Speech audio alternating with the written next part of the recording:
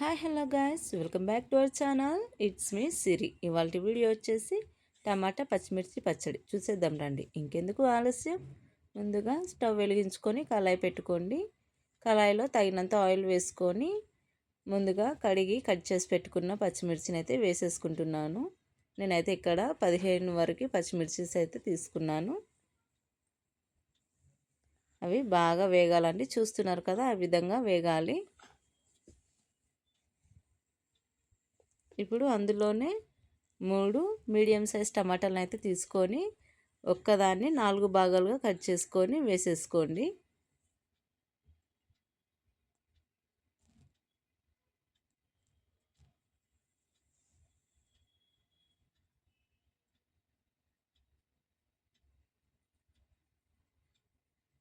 ఇప్పుడు అందులోనే 4 నుంచి 5 వెల్లిపాయలు వేసుకున్నాను.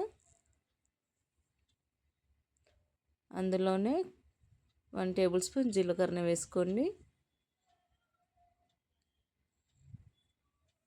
ఇందులోనే పులుపుకి సరిపడా కొంచెమే వేసుకోండి చింతపండు, లేకపోతే బాగా పుల్లగా అయిపోతుంది పచ్చడి.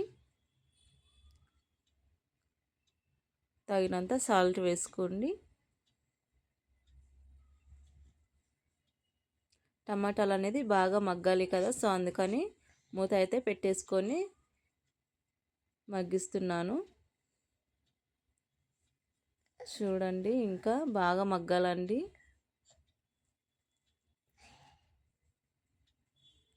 మధ్యలో కలుపుతూ ఉండండి, లేకపోతే అడుగంటిపోతుంది. చూస్తున్నారు కదా, టమాటా అయితే ఆ విధంగా అయితే మగ్గింది. ఇంకా మగ్గాలి. టమాటా ముక్కలు అనేది బాగా మెత్తగా అయిపోవాలి. చూడండి, ఇప్పుడైతే బాగా ఉడికిపోయింది కదా, దగ్గరగా అయిపోయింది. ఆ విధంగా అయితే బాగా మగ్గిపోవాలి. ఇప్పుడైతే స్టవ్ ఆఫ్ చేసేసుకొని చల్లగా అయిన మిశ్రమాన్ని తీసుకొని మిక్సీలో అయితే వేసేసి మిక్సీ పట్టేస్తున్నాను. చూసారు కదా, మిక్సీ అయితే పట్టేశాను. ఇప్పుడు ముందుగా కట్ చేసి పెట్టుకున్న ఒక మీడియం సైజ్ ఉల్లిపాయ, కొంచెం అంతా కొత్తిమీరని కూడా తీసుకొని లాస్ట్గా అయితే ఒకసారి మిక్సీ పట్టేసేయండి. చూసారు కదండి, ఎంతో టేస్టీగా ఉండే టమాటా పచ్చిమిర్చి పచ్చడి ఈ విధంగా చేసుకుంటే చాలా బాగుంటుంది. అంతే అండి, నెయ్యి వేసుకొని వేడివేడి అన్నంలో తింటుంటే చాలా టేస్టీగా ఉంటుంది. మీకు ఈ వీడియో కనుక నచ్చితే లైక్ చేయండి, కామెంట్ చేయండి, సబ్స్క్రైబ్ చేసుకోవడం మాత్రం మర్చిపోకండి. అంతే అండి, బాయ్ బాయ్.